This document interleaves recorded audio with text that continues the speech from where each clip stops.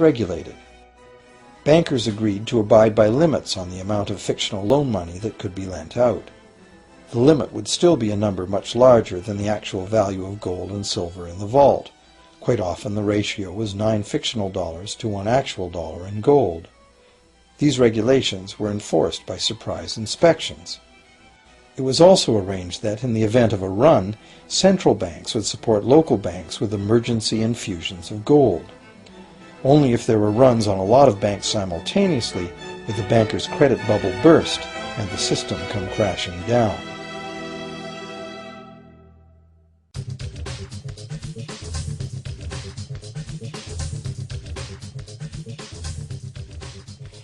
Over the years, the fractional reserve system and its integrated network of banks backed by a central bank has become the dominant money system of the world.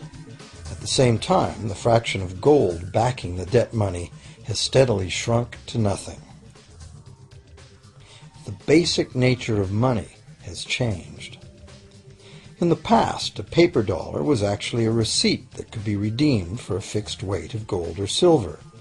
In the present, a paper or digital dollar can only be redeemed for another paper or digital dollar. In the past, privately created bank credit existed only in the form of private banknotes, which people had the choice to refuse, just as we have the choice to refuse someone's private check today. In the present, privately created bank credit is legally convertible to government-issued fiat currency, the dollars, loonies, and pounds we habitually think of as money. Fiat currency is money created by government fiat or decree, and legal tender laws declare that citizens must accept this fiat money as payment for debt, or else the courts will not enforce the obligation. So now the question is, if governments and banks can both just create money, then how much money exists? In the past, the total amount of money in existence was limited to the actual physical quantities of whatever commodity was in use as money. For example, in order for new gold or silver money to be created, more gold or silver had to be found and dug out of the ground. In the present, money is literally created as debt. New money is created whenever anyone takes a loan from the bank. As a result, the total amount of money that can be created has only one real limit: the total level of debt.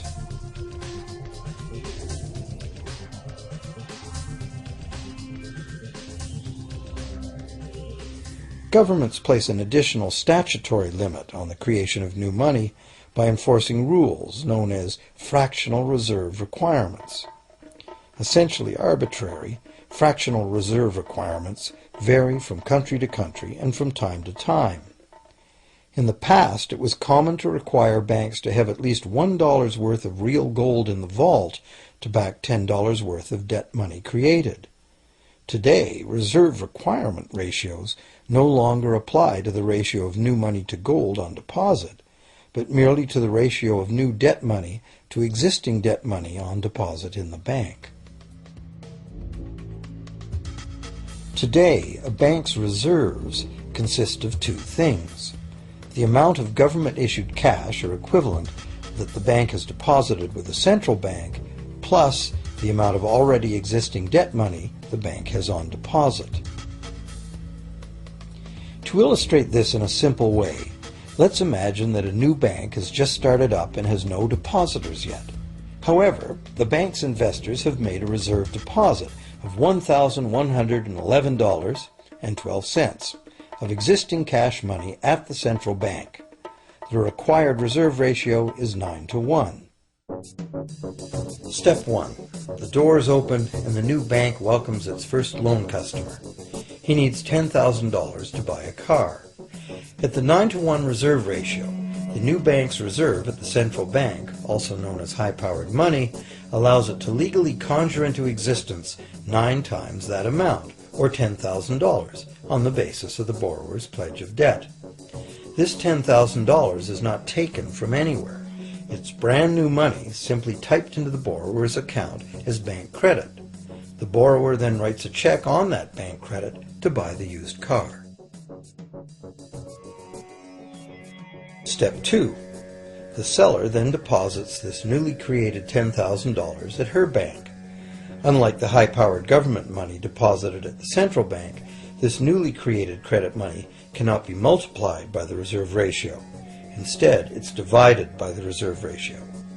At a ratio of 9-to-1, a new loan of $9,000 can be created on the basis of the $10,000 deposit.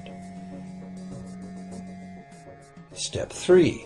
If that $9,000 is then deposited by a third party at the same bank that created it or at a different one, it becomes the legal basis for a third issue of bank credit, this time for the amount of $8,100.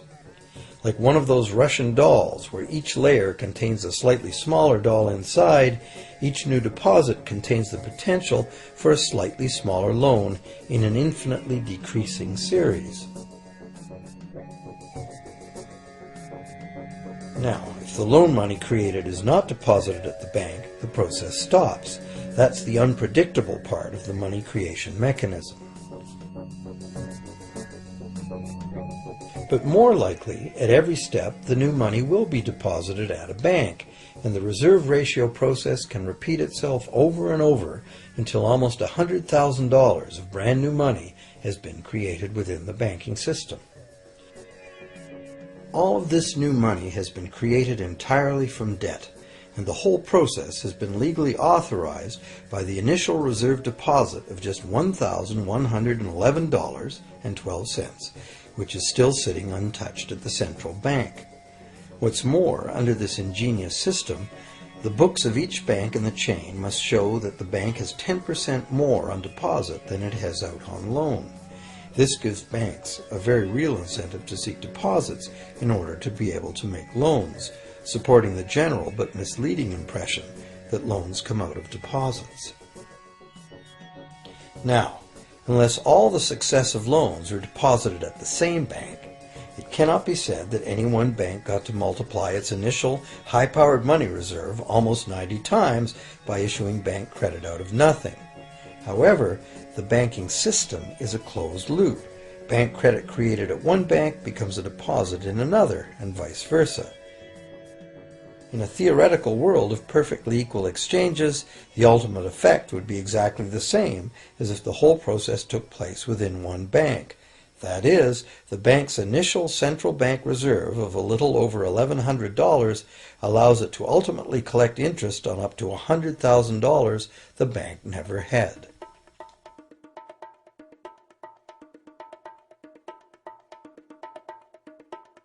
If that sounds ridiculous, try this. In recent decades, as a result of steady lobbying by the banks, the requirements to make a reserve deposit at the nation's central bank have all but disappeared in some countries, and actual reserve ratios can be much higher than 9-to-1. For some types of accounts, 20-to-1 and 30-to-1 ratios are common. And even more recently, by using loan fees to raise the required reserve from the borrower, banks have now found a way to circumvent reserve requirement limitations entirely. So, while the rules are complex, the common sense reality is actually quite simple. Banks can create as much money as we can borrow.